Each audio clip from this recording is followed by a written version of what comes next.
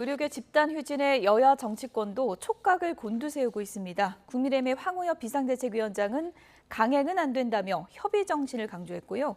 민주당은 여당의 행보가 답답하다고 비판했습니다. 국회 취재기자 연결해 보겠습니다. 임성재 기자. 네, 국회입니다. 네, 지금 빅5 병원으로 집단 휴진이 확대될 가능성이 있어 보이는데요. 여야의 대응 분위기는 어떤가요? 국민의힘은 집단 휴진이 의료계 전반으로 확대될 가능성에 기본적으로 정부와 긴밀히 소통해 나가겠다는 입장입니다. 앞서 어제는 고위 당정협의회를 열어 의견을 나눴는데 이 정부와 소통하며 당내 의료개혁 특위를 중심으로 갈등 해법을 마련하겠다는 보관입니다. 당내에선 이번 사태 해결을 위해선 이 강행보단 협의 정신에 방점을 둬야 한다는 의견도 나오고 있습니다. 황우엽 비대위원장은 YTN과 통화에서 이같이 말하고 이 사태 해결을 위해 의료계 측과 접촉하고 있으며 이번 주 내 의정 갈등을 해소할 이 타결안이 나와야 한다고 강조했습니다. 또 개인 의견을 전제로 의사들 요구가 크게 무리한 건 아니라고 본다면서 이 의사들은 존중과 명예가 중요한데 이 상처가 있는 만큼 이를 풀고 정리해야 한다고 지적했습니다. 의사들도 의대 정원 확대가 필요하다는 점은 인정하는 것으로 보이는 만큼 이 규모의 문제는 의논하면 될 일이란 취지입니다. 이 황 위원장의 아침 회의 발언도 들어보겠습니다. 서로 협의하고 합리적인 안을 만들 때까지 환자들 지켜주시는 것을 다시 한번 호소를 드립니다. 그만큼 문제 해결을 위한 당의 고민도 깊어지는 상황인데요. 이 장동혁 원내수석 대변인은 국회에서 기자들과 만나 이 정부의 대응이 최종 확정되면 추가로 협조할 부분은 협조해 나가겠다고 말했습니다. 반면 민주당은 단독 운영 중인 국회 복지위를 중심으로 대응 방향을 모색 중입니다. 어젠 복지위 소속 야당 의원들이 서울대병원을 찾아 간담회 자리를 갖기도 했는데요. 이 당 핵심 관계자는 YTN에 의료 현장에 있는 의사를 또 만나고 이 환자도 만날 예정이라고 밝혔습니다. 이 접점이 생길 수 있는 지점을 계속 모색하겠다는 건데요. 이어 정부를 향해선 고집만 부리지 말고 의료계와 협의해 의대 증원 문제 등을 결정하겠다는 자세와 태도를 보여달라고 당부했습니다. 민주당 최고위 회의 뒤 이해식 수석 대변인의 관련 발언도 들어보겠습니다. 특히 18일 날 환자와의 간담회, 보건복지위원회가 환자와의 간담회를 오늘 추진하는 일정이 있고요. 연장선상에서 정부의 대응이 미흡하다는 점을 꼬집는 목소리도 이어지고 있습니다.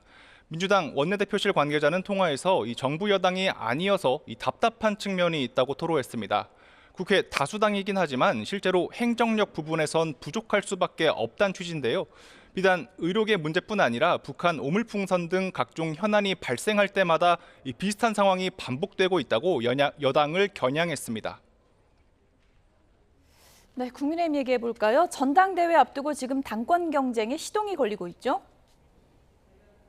네, 먼저 국민의힘은 다음 달 23일쯤 열릴 전당대회를 앞두고 이 출마 후보에 관심이 집중되고 있습니다. 특히 한동훈 전 비대위원장이 언제 공식 출마 의사를 밝힐지에 이목이 쏠리는 분위기입니다.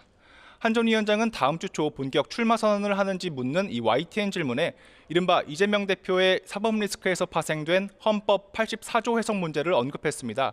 이 구체적인 출마 일정 등은 언급하진 않았는데 이 최근 SNS 등을 통해 이 대표를 겨냥한 행보가 이 당대표 출마 이유와 무관치 않다는 의미로 해석됩니다. 이런 가운데 한 전 위원장의 당대표 출마가 유력시되면서 이 친윤계 의원들이 이 견제를 위해 최고위원 선거에 나설 거란 관측이 나오는데요. 이에 대해 친윤 핵심으로 꼽히는 이철규 의원은 통화에서 이 소설일 뿐이라고 잘라 말했습니다.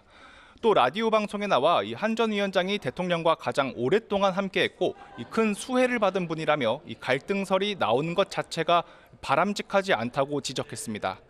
더불어민주당에선 이재명 대표의 연임 여부가 가장 큰 화두입니다. 당대표실 관계자는 YTN과 통화에서 다음 달 초가 될 거로 보이는 후보 등록 전에는 입장을 밝히지 않겠느냐고 말했습니다. 당 일각에선 이 대표와 함께할 최고위원, 즉 러닝메이트에 누가 나설지도 거론되는 상황인데요. 이 관계자는 이 대표가 연임에 나서는 거라면 혼자 나가는 거라고 강조했습니다. 그러면서 이 최고위원에 나올 분들은 이 조율된 러닝베이트라기보다는 이 자처하는 것으로 보인다고 덧붙였습니다. 당내 일각에선 이 대표의 연임에 반론의 목소리도 나오지만 일단은 연임론 자체가 힘을 받는 분위기입니다. 이에 따라 이 대표가 전당대회 준비위원회 출범 이전 이 당대표를 사퇴를 선언하고 본격 전당대회 행보에 나설 거란 이 구체적인 시나리오가 거론되고 있습니다. 22대 국회 원구성은 지금 7자리가 남아있는데 여야 의견 차이는 여전한 건가요? 국민의힘은 오전 10시부터 1시간 반가량 의원총회를 열었습니다. 지난주부터 민주당의 원구성 강행을 비판하며 연일 의원들이 모이고 있는 건데요. 이 국회의장을 차지한 다수당 민주당이 이 법안 처리의 관문이자 이 견제의 핵심으로 볼 수 있는 법사위원장 목까지 차지한 것을 두고 여전히 물러서기 어렵다는 기류가 보입니다. 배준영 원내수석부 대표는 라디오 인터뷰에서 이 민주당이 나머지 7곳 상임위원장 자리를 가지고 가든지 말든지 우리는 처리하겠다고 하는 건 이 다 정해놓고 바짓가랑이 사이를 지나가라고 하는 것과 다름없다고 비판했습니다. 의원총회 전 이 비대위에 참석한 추경호 원내대표의 관련 발언도 들어보겠습니다. 우원식 의장께서는 여야의 갈등을 중재하고 대화와 타협의 의회 정치, 협치를 복원시키는 것이 진짜 국회의장의 본분임을 명심하시고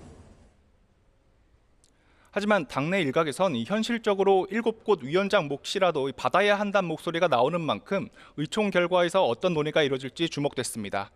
다수 의석을 점한 민주당은 늦어도 이번 주 안으로 나머지 7곳 상임위원장 선출 문제에 결론을 내려야 한다는 분위기입니다. 박찬대 원내대표는 아침 회의에서 이 우원식 의장을 향해 오늘이라도 본회의를 열어 이 원구성을 마무리해달라고 요청했습니다. 관련 발언 직접 들어보겠습니다.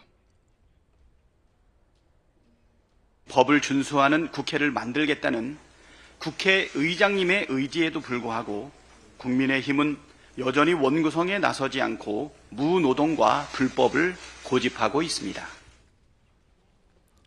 다른 원내 핵심 관계자 역시 YTN과 통화에서 오늘 본회의를 열기 어렵다면 내일이나 목요일에 열어달라고 국회의장에게 요청할 거라고 말했습니다. 그러면서 민주당은 여당을 기다려주고 있는 것이라고 강조했는데요. 끝내 원구성 협상에 접점을 찾지 못한다면 18개 상임위를 모두 가져갈 가능성도 부인할 수 없다는 취지를 밝혔습니다. 지금까지 국회에서 전해드렸습니다.